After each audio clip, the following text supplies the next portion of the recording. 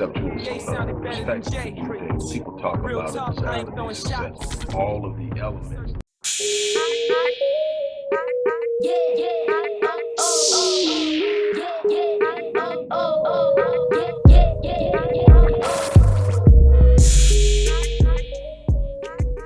Hello everybody, Dr. Rick Wallace here dropping in on you. Hope everybody is having a great start to your Friday, getting ready for the weekend.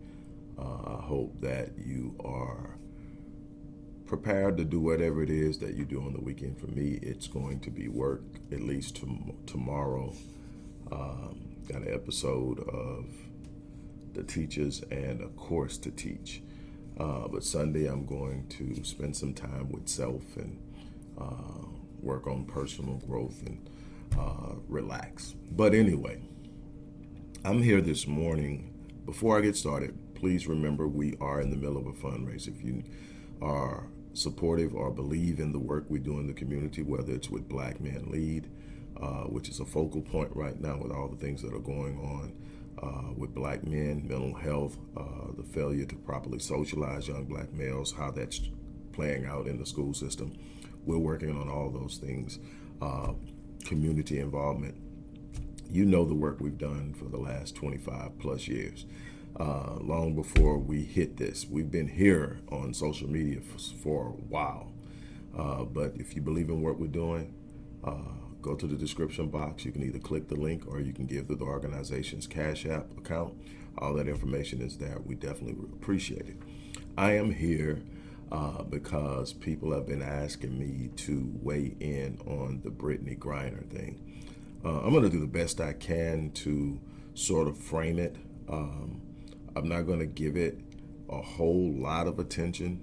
Not that I'm not concerned. Brittney is a Houstonian. I am a native Houstonian. While I've had the pleasure of living in other places, I'm back home for the time being. Been here for now the last 7 years. See how long I'll be. But anyway, Brittney actually attended a high school that was in the same sports district as the high school I attended. So I played football games and competed in other sports against Nimitz.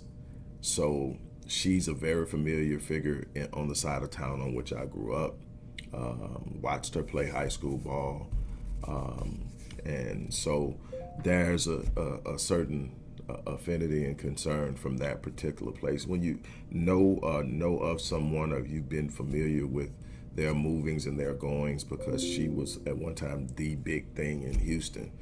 And so, to see what happened, obviously there's a level of concern, but then there always has to be a level of understanding. And I think that's one of the things that we tend to really and truly miss, is we don't understand how things work. And I think we're here talking about this now because we don't understand how things work. We tend to move and take things for granted until we run into a problem, and then we tend to react to the problem instead of being able to predict the problem, and in many instances avoid it.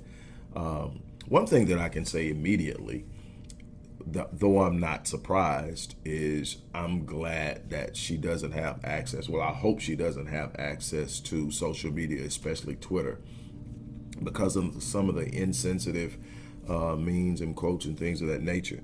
I know we like to have fun. I know that we can find humor in anything. As a people who have gone through what we've gone through, the ability to find humor in dark places has really helped us tremendously in being able to sustain ourselves emotionally, psychologically. But I think that we have to be sort of sensitive to the fact that she has a family. She has a family. She has parents. She is somebody's daughter.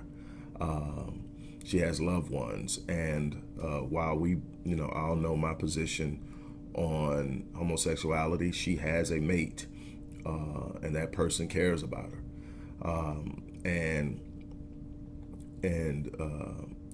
I can't imagine being imprisoned in a country outside of your own the alienation, the lack of visitation, the disconnect from family. And, now she's been sentenced to 9 years. There is an appeals process in Russia. Her attorneys are vowing to appeal the sentence so that we understand and have context on this. She was charged with attempting to smuggle drugs into the country. She had less than an ounce. I think she had 2 vape pens that were her own personal stash. Her story is that she was packing real fast, trying to make the flight, and packed them by accident. Well, obviously, you're traveling around the U.S. a lot, and it's not going to be a big deal. You're used to grabbing and throwing, and that could definitely happen. One thing we can say for certain is nobody is smuggling less than an ounce of anything. That's personal stash, and they just got it. Now, whether they're supposed to have it or not is what's up for question. But the whole smuggling thing, now what we have to understand is there's a thing going on in the Ukraine that the U.S. has taken a position on. Russia has its own position. And while I am not one who, is on the U.S. is always on the right side of things bandwagon by any stretch of the imagination, I know the history of my country extremely well. I can say, for the sake of personal experience, for the family, for people who actually care about it, not the people who are being nosy and it's a talking point, but we're like, wow, I have some people like, man, how can they do that? And people are really tripping, 9 years for vape pen. And see, the thing is, you kind of think, well, if I get caught with a vape pen, if I get anything, it's probation or a citation. In most states it's legal, and it's becoming increasingly legal, and so eventually it's a non-issue. So I mean, we're in a place where we are evolution in the process of evolution as far as it comes to hash and marijuana and a bunch of other stuff. So we think differently. The media has just made it that way. The more and more that it becomes mainstream, the less we trip out when somebody has some. So you can't go anywhere in the U.S. that I've been and be out long enough and not smell it. It is what it is. But we're not talking about the U.S. We're talking about Russia. And we're talking about a situation in which Russia and China and the U.S. are vying for power positions. And there are a number of different ways that this can play. The oil and gas prices that we see that skyrocket is more in the play of this than it is because of a shortage of fuel or inflation. There are games being played because that's one way to cripple Russia. Now, China is involved because, again, it's trying to overtake America as a superpower, especially on the economic front. A military power is going to be interesting how that plays out because of the superiority of the U.S. Navy. And so it's going to be interesting in that area. But Russia is playing the political game. And I think that as a person who travels, it was Brittney's responsibility to be aware of the situation. And I think what happens is when you travel abroad enough, you get comfortable with it. And you're moving around and you're going to places and you don't realize that every place you get to, you could end up being trapped there for any of a number of reasons indefinitely. Not just because you've been incarcerated, because of anything that can happen on a regional level. Something can happen with your passport. A bunch of different things can happen, and you could be caught up in something, and you need to be attentive of what those things might be so that you can protect yourself from it. I think that she got real comfortable. This is a team she's played for, so she's in and out of Russia consistently for years. So she's used to popping in, and I'm almost certain this isn't the first time that she's had it. This is the first time she's had it in which her government and their government are at odds, which she should have taken a very strong consideration into what was going on. And everybody's making it about, well, and I'm only going to spend a very short period of time on this particular second. Everybody said, well, she's got to do that because the WNBA players don't get paid like the NBA players, and that's the problem. If they were getting paid like NBA players, then this wouldn't be a problem. Well, while everybody is gaslighting the male athlete versus female athletes thing, this is a market versus market thing. This is a business versus business thing. The NBA is a 60-something billion dollar empire, and I think, you know, we're talking 60 million if total, and I may be wrong, it may be 6 million. But they're not pulling in that kind of money. The market doesn't support it. In order to pay players, you have to have the market to pay. What are their jerseys selling for? What are their likeness selling for? What's their share of what is being generated in revenue? That's how they're being paid. You know, they're talking about how much LeBron makes. LeBron is a face of an entire $60 billion empire. Steph Curry is the heir apparent face to those people are getting paid based off of their ability to generate revenue and keep the brand alive. And the brand is striving in the NBA and suffocating in the WNBA. And where are you going to get the money from? If you got $6 million in annual revenue, how are you going to pay one of your players $35 million? So how can you pay your best player $35 million so they can be in the same sentence of conversation with the NBA's best player for a year, when you don't even make as much as you're trying to pay them? So it's not a male thing. It's that sport isn't as popular. And the people who are making the most noise about it aren't even watching it. They suffer with female viewership. So there's a problem.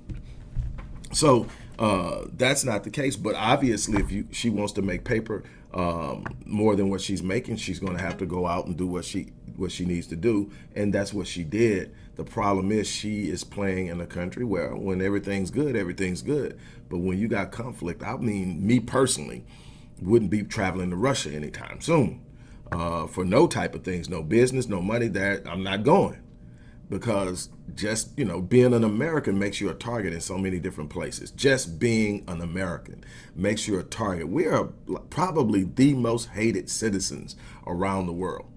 We're tolerated because we normally come spend money.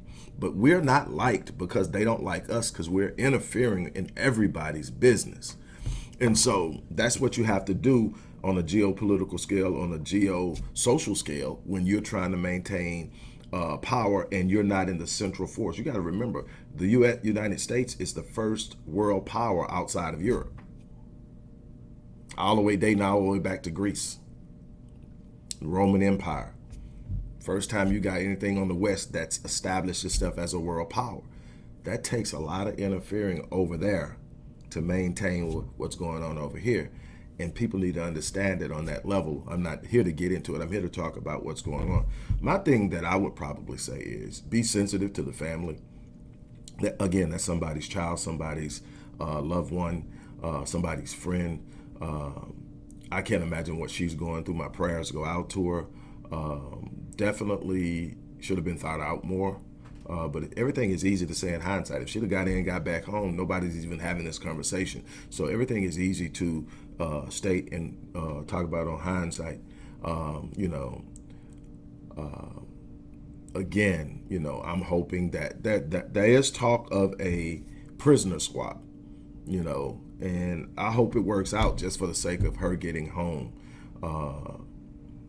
You know, I really, really am. So that's it with me. It's like we have to be aware of more than just our personal lives as we move about, because things are happening and environments at any given time change. And she had gotten used to being able to just move in, and probably they recognize, I mean, she's 6'8".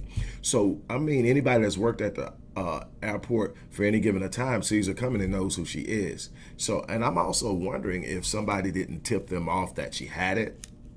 You know, because you would always think as many times as she comes in and what she does, that she's a star there.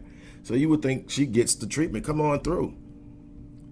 And all of a sudden they search her, find her, she's locked up. Well, that's because they were looking to get her.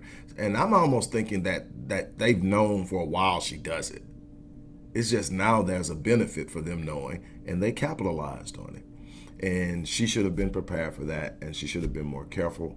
I'm not condemning her, because we all make mistakes that we look back on and go, that was dumb. And it cost us a lot. I'm no different. So the thing is, that's my take on it, and I'm really hoping that we get involved as a government to do something about it. I think that 9 years is excessive. I think the time she spent over there, I think they should have gave her time serving. It should not have been for smuggling. It should have been for possession, and I think they should have gave her time served and let her come home. But again, she's a pawn right now, and they're going to use it to their benefit till there's nothing else to be used. I don't think she's actually going to have to do 9 years, but everything is indefinite right now. There's no definite way to say that she's not, but I definitely think something will work out between now and 9 years from now. I don't think that she'll do that time, but I think she's done enough. That's my opinion. Everybody has an opinion, and that's all it is with me, is an opinion. The things that I state that are fact are obvious, but how I feel about something is obviously simply my opinion.